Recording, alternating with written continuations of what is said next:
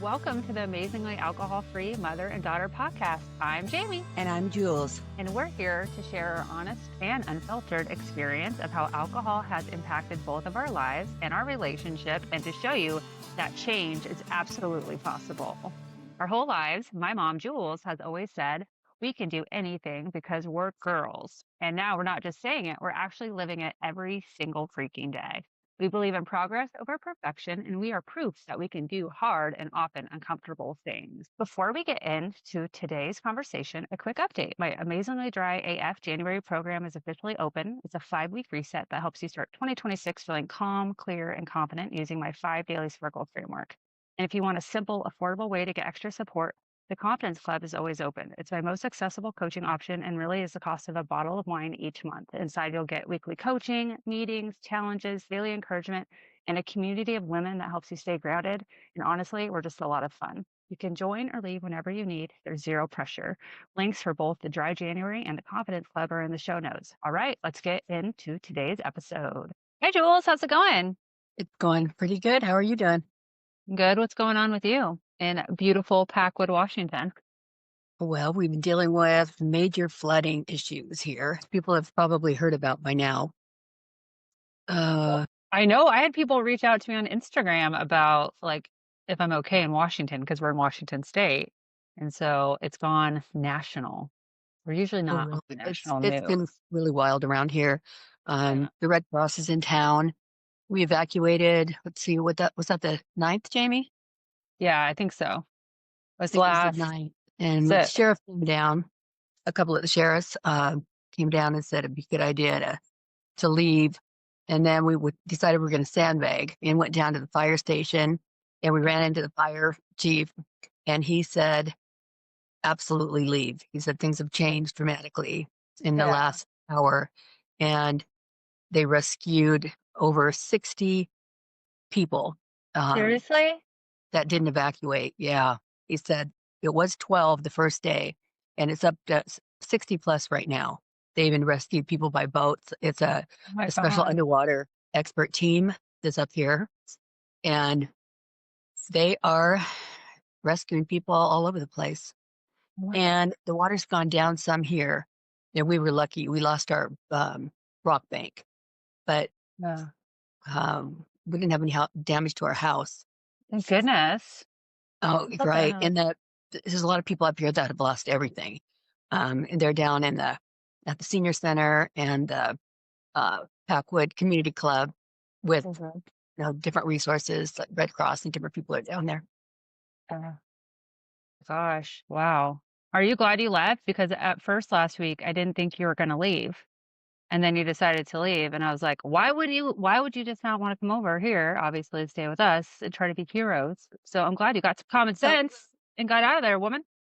Well, I don't think we were trying to be heroes. I think we were just trying to think of if we can just stay in the house and go upstairs.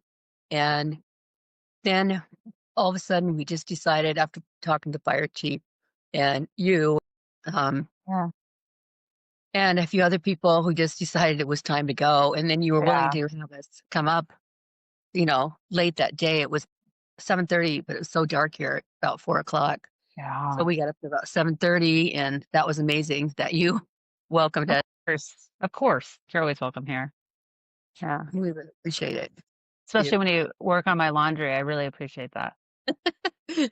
Well, I live at the mountain, and you have a laundry mountain. What is a beast to this laundry mountain of mine? Oh, well, I'm so glad you came over, and it's crazy too, because I feel like we've seen parts of what's going on at the plugs in Washington State on the news, but it's really hard to tell what's going on. And Packwood, when we were watching, wasn't really even on there, which is really crazy. But there's also Snohomish, Skyhomish, around where actual roads are broken in half. It is insane, and complete towns are flooded. It's been all over, and I'm just so glad you guys are safe. It could have been a lot worse, and now they're saying more rain is happening this week, and it's like, what do you do? And it's just, you feel so powerless around these natural disasters. And I always say, I feel like I'm quite the weather alarmist. I get very into weather. I always have. It causes me lots of stress and anxiety. And I've always said I could never live in Florida, where there's hurricanes, or in the Midwest where there's tornadoes and things. But anytime there's anything like this here, it just completely freaks me out. So I'm so glad you guys are okay. But I just hope that it's not going to happen again this coming week. And it's the week before Christmas. Well, if it does again, we'll be out of here. But right now we've got a procession, I guess you'd say, of trucks, dump trucks, huge ones coming down the street, and we've got 3 cranes. They're working on immediately building a rock wall around this whole entire neighborhood, and they haven't got to this end yet, but they plan to, I think, by um, in well, as soon as possible, probably this week for sure, the next couple days. And they've been working pretty much night and day, even at dark time. After dark, they've been working down there.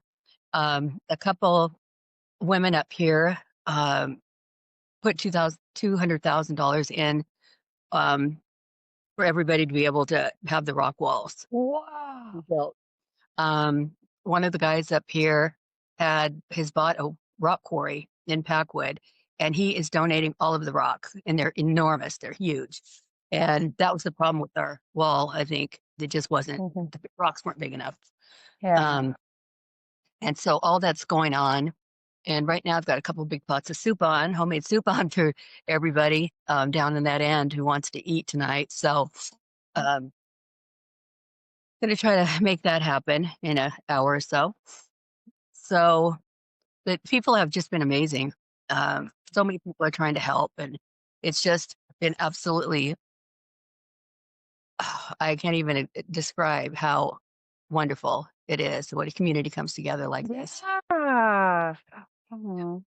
And we feel as safe as we could possibly be with this team of people working up here, and being so supportive, and people putting in money, and like huge quantities of money for it to help everybody, and not just themselves.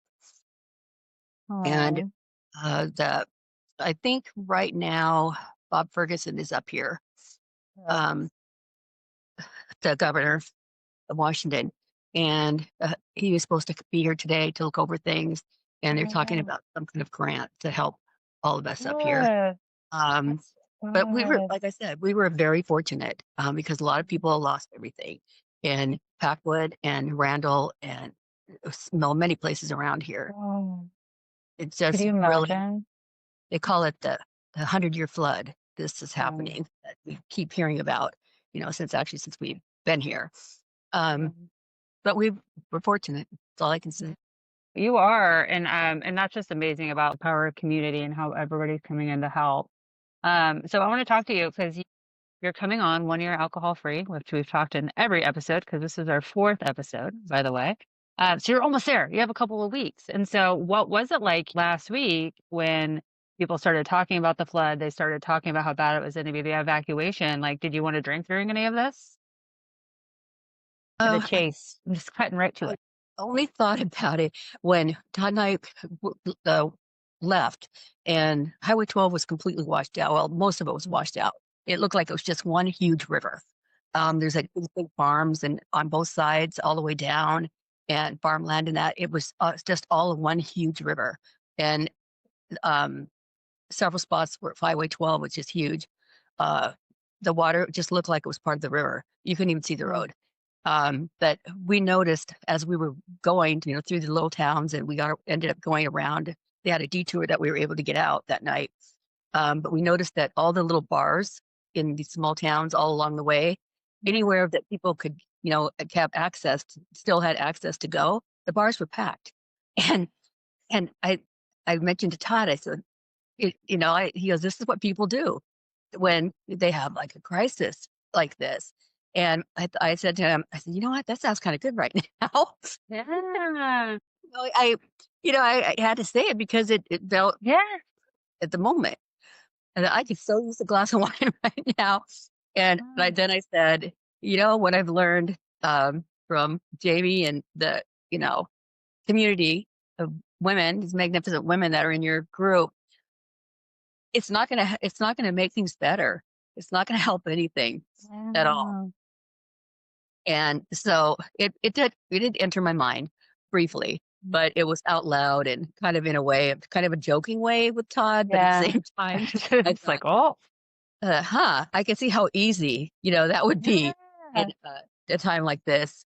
And then going to your house, and the kids were so excited to see us. We were so excited to see them. And they knew Mhm. something was going on because we never arrived Yes.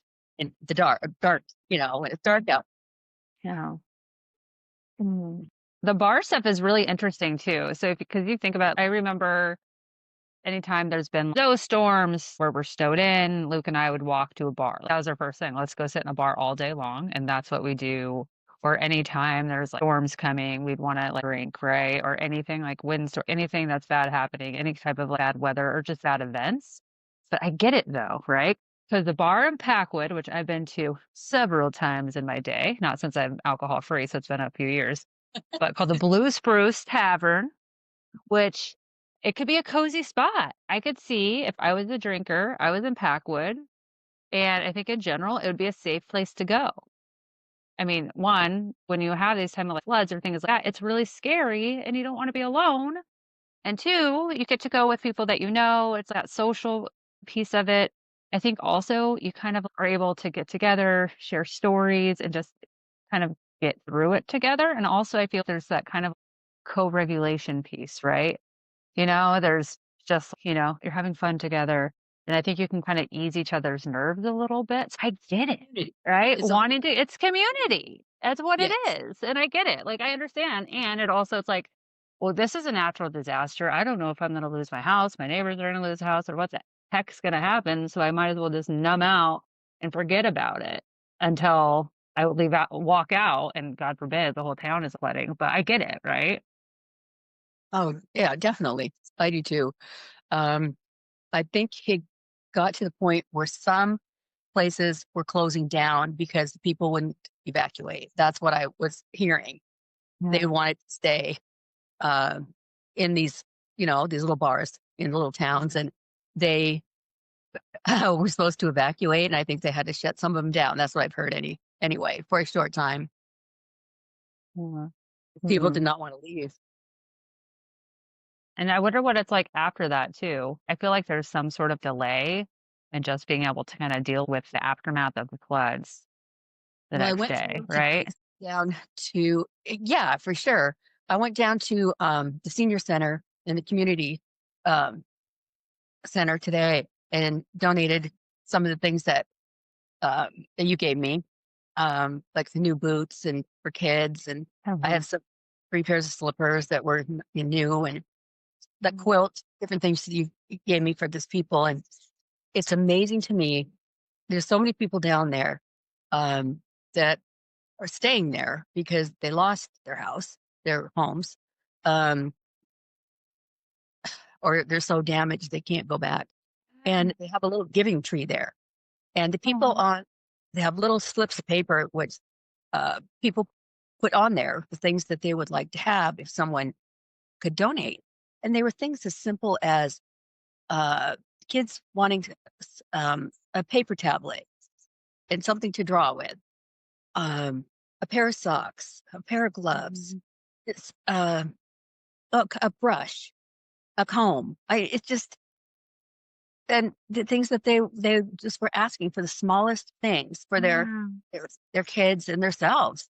And basically almost nothing. The director there had told me for the moms and dads virtually asked for nothing. That Yeah. the kids, they want just the smallest things for their kids.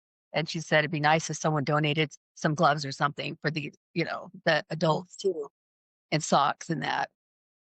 And so it's just funny how they don't want much. They just want the basic things to get by. Yeah. Paper tablet. I saw a paper tablet that little kids put on there for a little request all over that little tree. And Mhm. Martha, Yeah. Martha Troy just Uh, really got to me. What's the price of the beer? Or actually, a beer and probably a burger at the Blues Spruce is probably like 5 paper tablets and 5 pens. If you think about it that way, right? Well, I'm heading down to my storage because I know I have a Yeah. box of things that are new from last Yeah. Christmas left over from last Christmas, and I some gifts and different things that I'd won a few things Yeah. and bought some things, socks and gloves and different things. So I'm going to go after I get done here, go down there and gather all that up. And then I'm going to see if I can get some other people on board to see if they had anything they can donate that's, new or in new condition. Um, Yeah. help out because they really need help down there. Would you be doing this if you were still a drinker, helping on this way? No, I would probably be in the bar Yeah. Yeah. or I'd be Right. at home, Because home having a few glasses of wine and just kind of zoning out over it. I can yeah. honestly, I wouldn't be down, you know, trying to, I guess, donate, uh, Yeah. dinner, making dinner for all these people um, and checking to see what they need down there. I probably, Yeah.